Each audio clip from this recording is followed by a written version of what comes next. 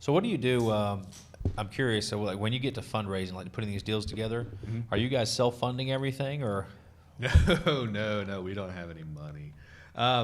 We've gotten lucky with Kill Giggles. We had tried to, and we did Indiegogo campaigns before, just to sort of to crowdsource the short. But we've relied on crowdsourcing and fans and investors heavily for the last few years, especially kind of once we started hitting the film festival circuit and wanting to be able to take just the production quality and the levels of everything we're doing to be able to ramp them up to feel comfortable enough competing at that level.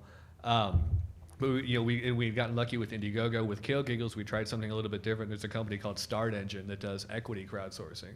So instead of being something perk-based like Indiegogo, where it's like, for $20 you get a shirt, or for certain you get having like promotional items instead, we effectively sold shares in the film.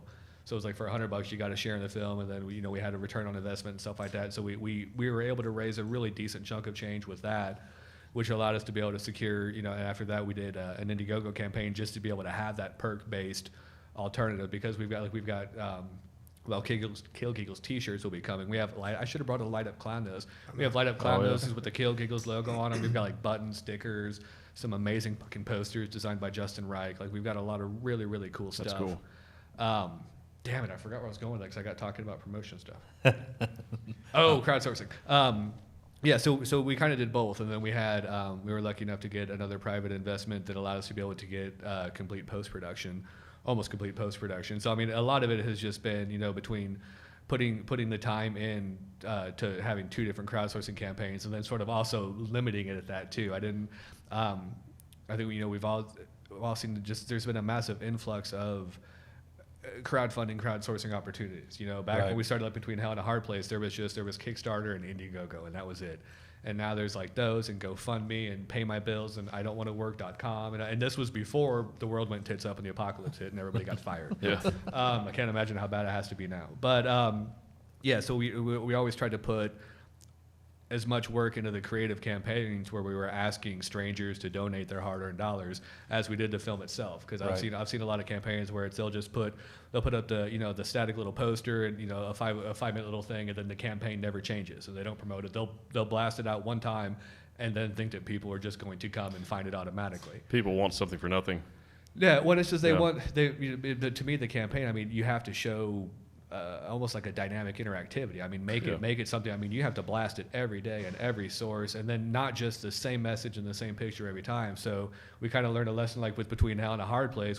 Jesse went out, Jesse and I went out and shot a few videos where it's like I was being ransomed off because we had a couple of hitmen in that movie, and like we were at the back roads. I'm like, help me, you got to help me. And like we had like a little countdown going, and we changed the countdown every day. I think we were using that. That Indiegogo campaign was to pay money to save the director because he'd been kidnapped. So I mean, just trying to put a little bit of enough of a creative spin on it to where it sort of sticks out in people's heads, and then they'll want if they can't contribute, they'll at least go ahead and share it to their friends. So it gets the exposure out there. So really just busting your ass at crowdsourcing, because especially now, I mean, there's so many filmmakers out there. I've got film friends like I would love to be able to contribute anything to every campaign, but it's a lot. And then also trying to get your own stuff done too. Like it's really hard out there. So to me, the most work that you can put in it, the better, especially when you're asking people for money and you have to compete with thousands of people doing that same thing that may have more money than you, or bigger toys, or or more well-known names. So it's just about trying to stake your claim in a world that's just completely inundated and overexposed already. Yeah. And you have to show quality. You have to show that your work is quality work and let them see that, because you see a lot of really delusional people in the film industry that they've never made a film. They suddenly think their idea is really valuable, and maybe it's a good idea, but they still don't know how to make a film. They still don't know how to act, or direct, or any of this stuff, and they create something that's really awful, and they try to raise money for it, and it's not going to happen. And they can't understand why. Yeah, and we've talked about this too. It takes 10,000 hours to be really proficient at something. Mm-hmm. So it's a lot of work. You've put in, 14 years of your life. Do the math. into doing what you do. So you're obviously going to get better and better at it the more you do it. Mm-hmm.